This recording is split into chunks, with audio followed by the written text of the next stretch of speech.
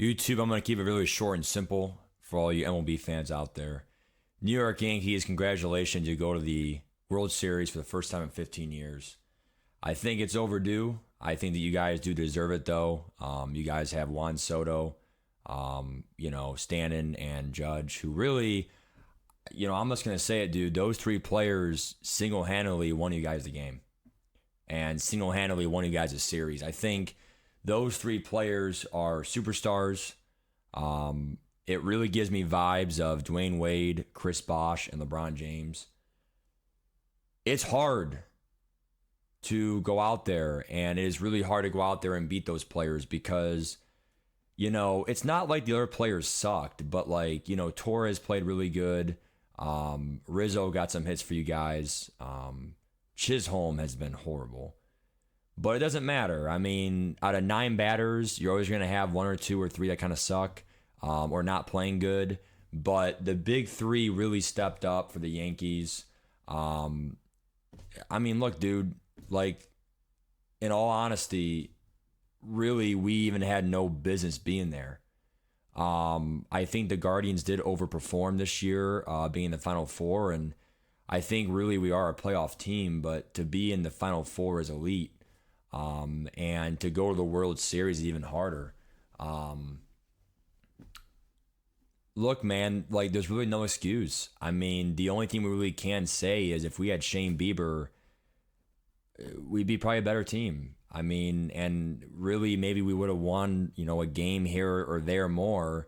I don't know if we would have won the series, but it would have at least went to game 6 or 7, hopefully. I mean, Bybee, he's good, but he's not our ace. If we would have had Bieber and Bybee, and then with how good Matthew Boyd's been pitching, those are your 3 starters for the playoff series. And you in the playoff series, you only need 3 starters because of the way the days off are and they align and whatever.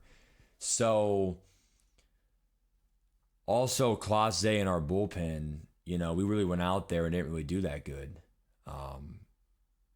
Because our starters just didn't really play well this series. Juan Soto, big home run. Again, dude, he's probably the best hitter. And everyone always glazes Judge, and they glaze Judge, or, it's Soto. Soto has the best eye in baseball. It's so hard to strike out. He has great contact, but then has the power.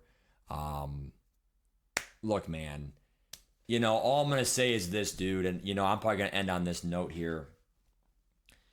I don't really know how the whole MLB or how really other fan bases as well view Cleveland sports. But the one thing I will say is in my entire lifetime, you have to understand we really have not won jack shit our entire lives.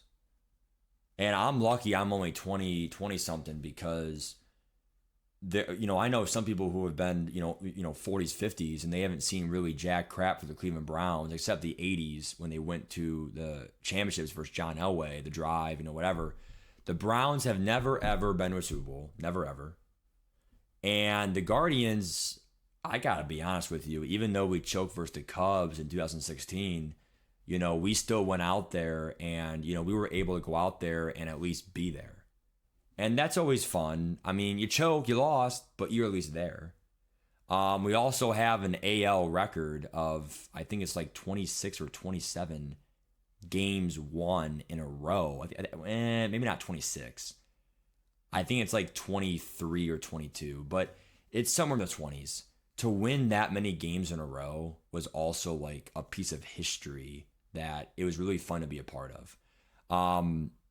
I have also never seen a no-hitter in my entire life, which is kind of messed up, man. In baseball, you would think to get a no-hitter and stuff. There's a lot of things I haven't seen in my life, dude. It's pathetic. But people wonder, why am I still a Browns fan? Why am I still a Cleveland fan? Because I have a big heart. People of Cleveland, that is one thing I do love about this city. And that is one thing that I tell my buddies on the street, I go, dude, I told them, I go, hey guys, if I'm, 30 or if I get older and I'm still single or, I go out there and I, I don't know, I just need a change in my life. I might go out west. I might go to the East Coast. I might go south. I might just go do other things in my life, right?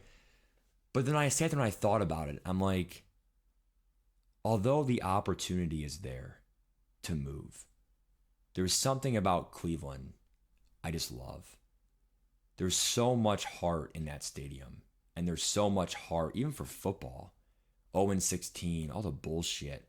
We haven't won a playoff game or even been in the playoffs since what, 2003? Before Baker Mayfield, or 2004, whatever year it was. That drought was crazy. Just think about it. Besides Joe Flacco year, the only playoff game I ever saw in my entire life was literally Baker Mayfield in 2020. And it was kind of a COVID year, kind of bullshit. People think, and I'm not sure why, but people view Cleveland sometimes as a cocky fan base. But when you literally never win and you have a chance to win, and we had a great game, what was it, game 4? We had a great game 4, or no, it was game 3. A great game 3 to be down 2-1, right? With David Fry and Noel, the home run. When you literally never win, but you have a chance to win, it literally it's literally so exciting because it's all this built up energy of decades. The Guardians have not won since 1948. So literally you could literally be, I'm gonna try to do my math right here. You could be plus or minus 75 years old, 76 years old. And it would be, the math would be like low 70s, right? You could literally be in your low 70s right now, and you never ever you could die and you never saw a Guardians World Series.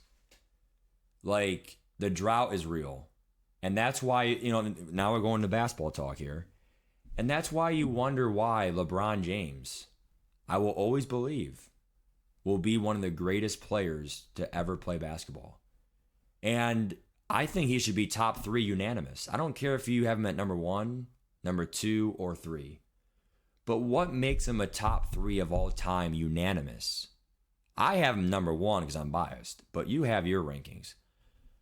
He came at 18 years old, and he already started to dominate the league at 18, 19, 20, 21. Juan Soto, 25 years old, already dominating the league of baseball at 18, 19, 20 for the Nationals. Won a World Series back in 2019, back when he was literally 19, 20 years old. When you're that young and you're able to skip college and dominate the pros and change the culture. He changed the culture of Washington. What a drought that was for the Nationals. LeBron James comes and gives a championship for Cleveland. The only championship for Cleveland sports.